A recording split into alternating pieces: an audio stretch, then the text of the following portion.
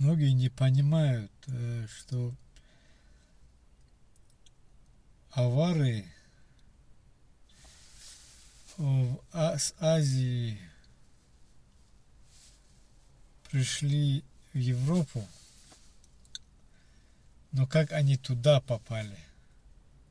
Вопрос. Никто не задается этим вопросом. Туда, в Азию, они также прибыли с Кавказа. Вот логически же надо прикинуть, что в пятом-шестых веках в истории как бы появляются авары, да, так называемые авары.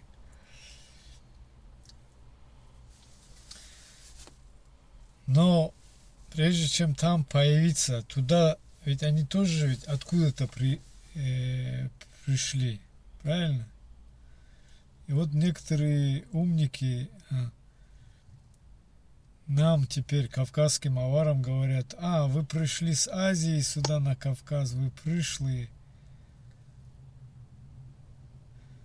Ну, мы пришли с Азии на Кавказ в VI веке, но до VI века с Кавказа в Азию наши люди приехали и создали там государство. И не одно. Было очень много рабов. Эти рабы постоянно поднимали восстание. Любые рабы, мы знаем, Спартак, да, вот тоже рабы там в Римской империи, гладиаторы, да, были. Гладиаторы были рабами там многие. То есть эта рабская система существовала, и сколько существовала рабская система, всегда рабы хотели освободиться из-под рабства. Это нормально.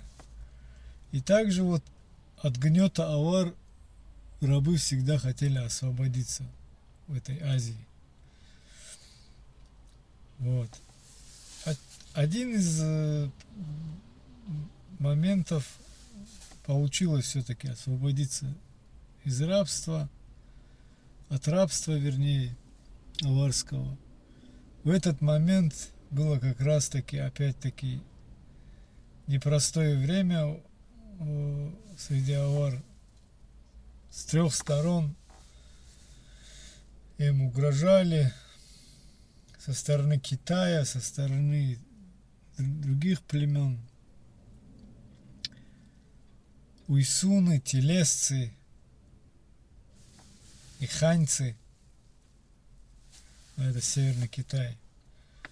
С трех сторон они напали, а здесь еще у нас свои как бы у авар, да, у нас у авар, у наших предков дальних были свои рабы еще, да, которые знали об этом, что и воспользовавшись ситуацией,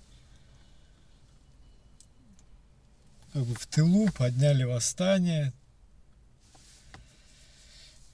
и пошло-поехало. Начали как бы слабеющую уже державу, стала рассыпаться. Вот. И все вот эти все племена, плюс вот эти рабы ударили, короче говоря, все своей мощью, их очень много было. Вот. И вынуждены были бежать авары, вынуждены были бежать. Часть была разгромлена, часть бежала, часть была ассимилирована со временем там.